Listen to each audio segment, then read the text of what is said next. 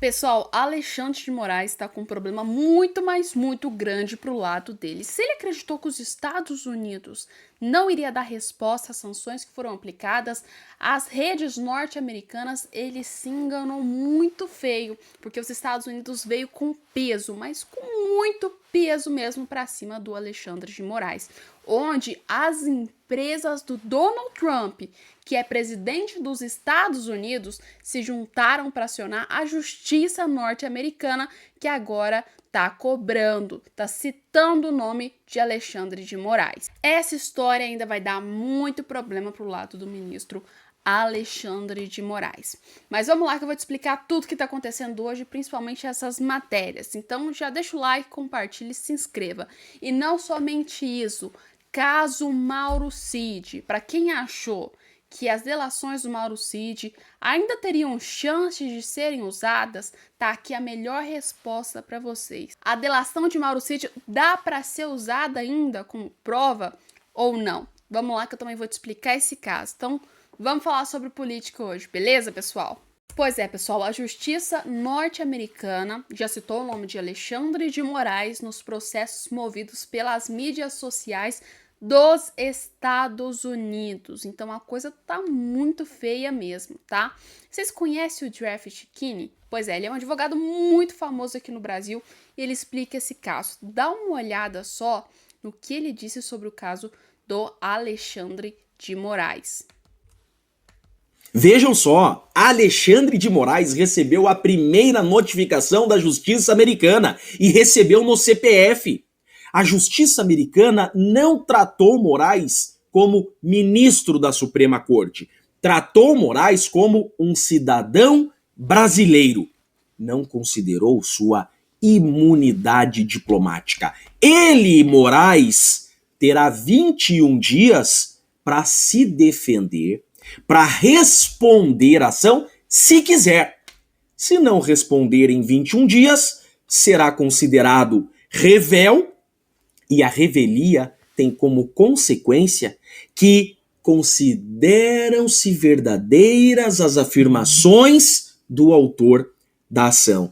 A revelia, pessoal, é quando você é citado, você tem que dar uma justificativa, mas você ignora, tá? Ou seja, você não diz nada. Aí, como você não fala nada, a justiça ela entende que você, então, tudo que está sendo afirmado está sendo considerado verdade dentro daquele processo, já que você não afirmou, não disse absolutamente nada sobre o processo. Vejam só! Diferentemente do que estavam divulgando, que o Brasil estava sendo violado em sua soberania. Não, não, não, nada disso. É o Brasil que está se colocando na frente do Alexandre de Moraes. É o Brasil que está tratando Moraes nesse processo como autoridade pública.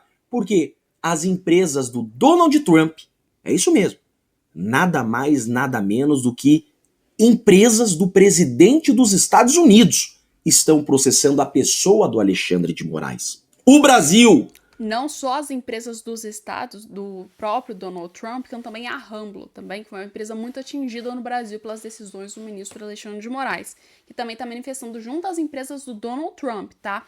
Que vem o principal, eu acredito, eles têm até uma rede social, tá, gente? As empresas do Donald Trump, onde tem aí a livre liberdade de você poder se expressar, tá? Então, essas empresas do Donald Trump, que é o presidente dos Estados Unidos, estão indo, literalmente, contra o ministro Alexandre de Moraes aqui no Brasil. Sair em defesa do cidadão Moraes por meio do Itamaraty, da AGU, isso é ilegal. Porque a ação é de pessoa jurídica para pessoa física.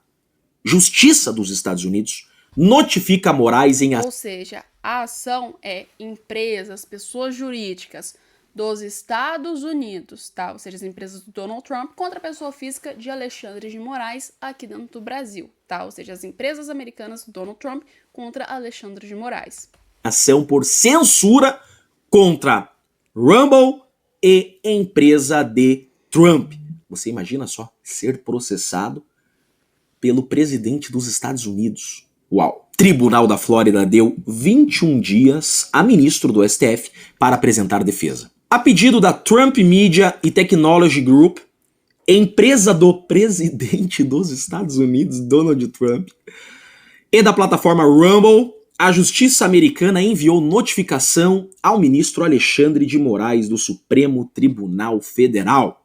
A intimação foi expedida nesta terça-feira, 17. Leiam isso daqui. As empresas processam Moraes por censura.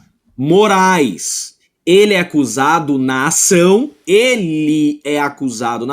de emitir ordens ilegais que impediram a plataforma de vídeos Rumble de exibir conteúdos e dessa maneira afetaram também TMTG.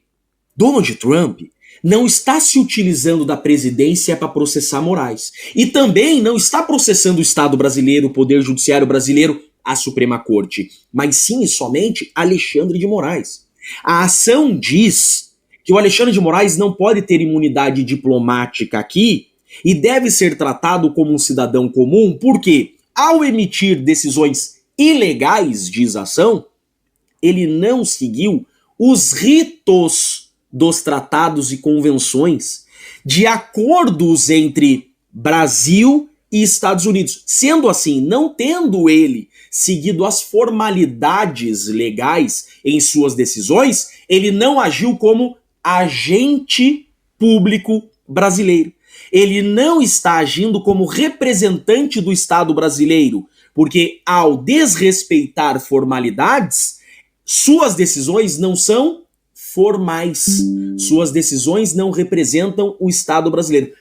Por isso, ele está sendo processado no seu CPF como um cidadão comum. Vejam só, agora ele tem que se defender e não poderá se defender pelo Estado brasileiro, porque a ação é contra seu CPF, não contra o Estado. Ele terá que contratar um advogado particular nos Estados Unidos para se defender. E se não se defender em 21 dias, será declarado revel. Então tem muita água para rolar, muita coisa para acontecer, mas o processo começou e ele, cidadão, terá que apresentar defesa. Eu trarei novidades no decorrer dos dias. Eu sou Jeffrey Chiquini, sou advogado, deixo aqui um grande e forte abraço a todos. Pois é, o caso do Alexandre de Moraes e os Estados Unidos ainda vai dar muita polêmica, gente. Só começou agora esse caos todo acontecendo. E ainda tem as leis norte-americanas que podem ser aplicadas contra Alexandre de Moraes, que pode tornar a coisa ainda pior. A situação ainda cada vez pior. E aí a gente vai esperar o desenrolar dessa história toda. Mas acontece que enquanto o Alexandre de Moraes está sendo questionado nos Estados Unidos, no Brasil, o pessoal também não está gostando nem um pouco e tá chegando os questionamentos também sobre o caso do Mauro Cid. Vocês sabem, né? A Veja divulgou as imagens das conversas de Mauro Cid e agora está sendo questionado. Mauro Cid, a delação do Mauro Cid, ela vai servir para alguma coisa ou não? Porque a gente tem uma delação onde está sendo cogitado que tem uma possível censura, né? Que tem uma possível coação a Mauro Cid, né?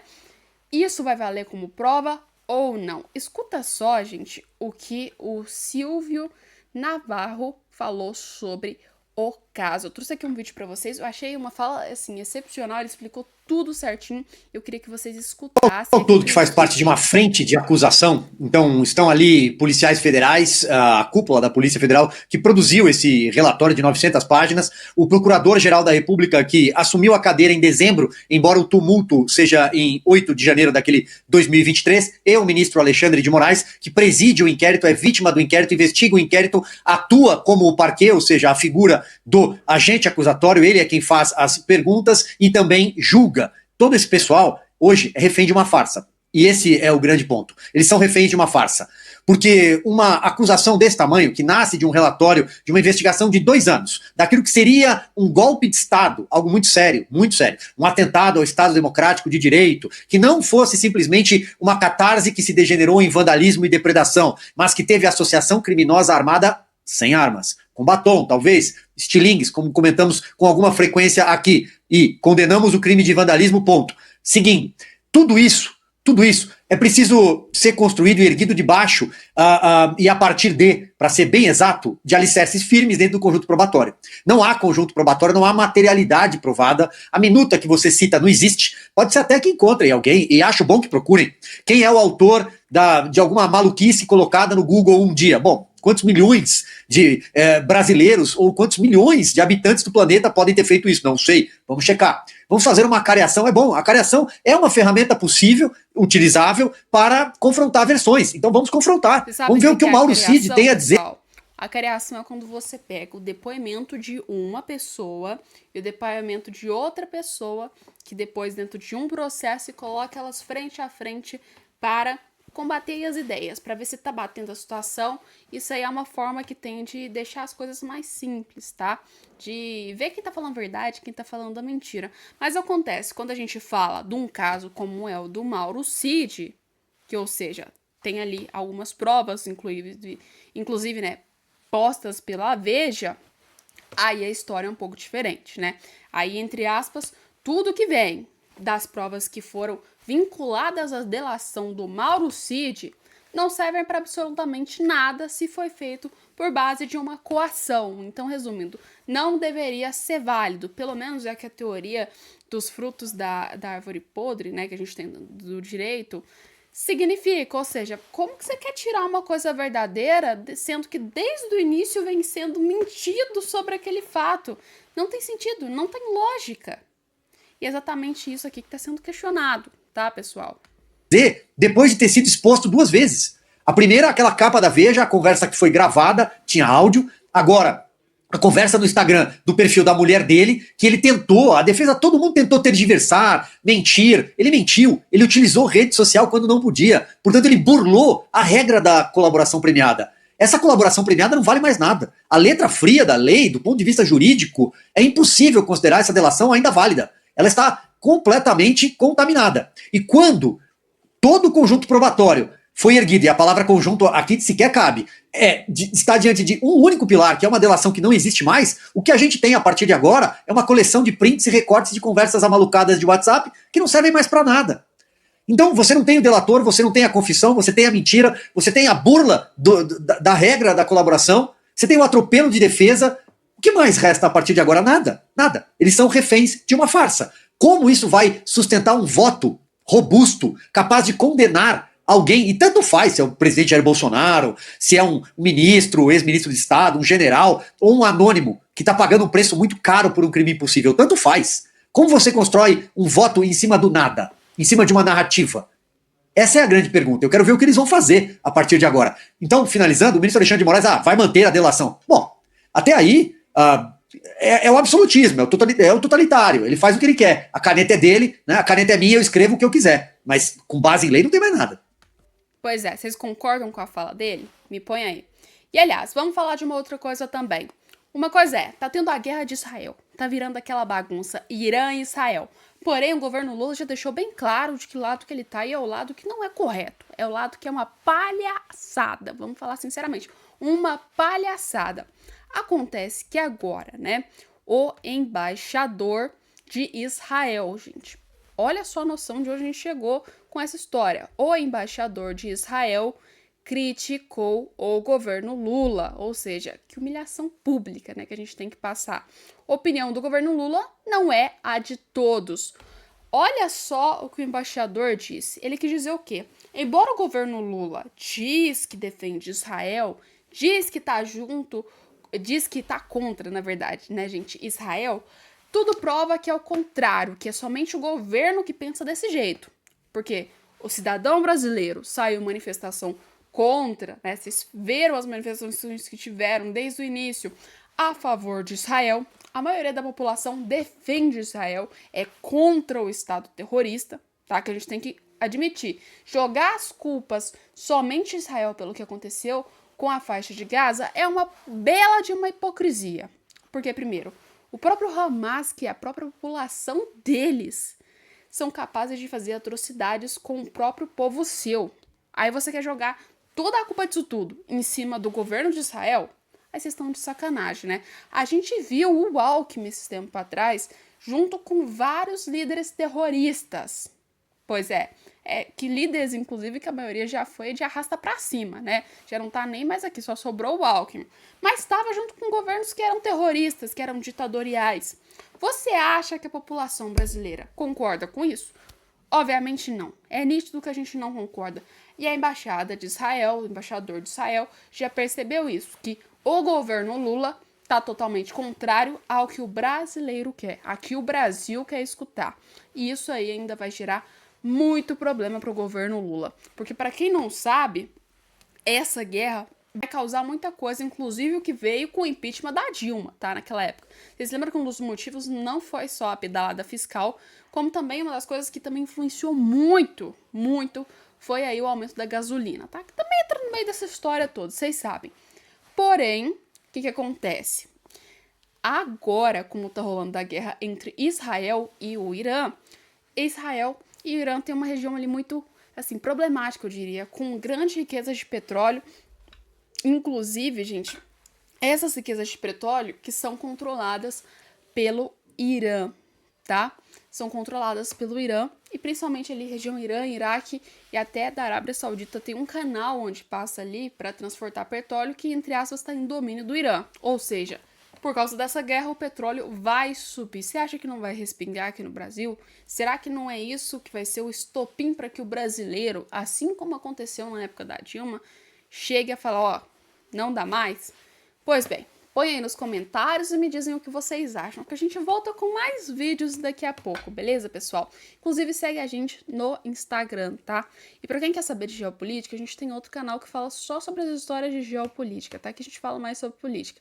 Mas lá a gente conta as histórias certinhas sobre guerra entre os Estados Unidos, guerra de Israel, guerra da Rússia. A gente vai explicando tudo pra vocês lá, beleza? Um beijo e até daqui a pouco.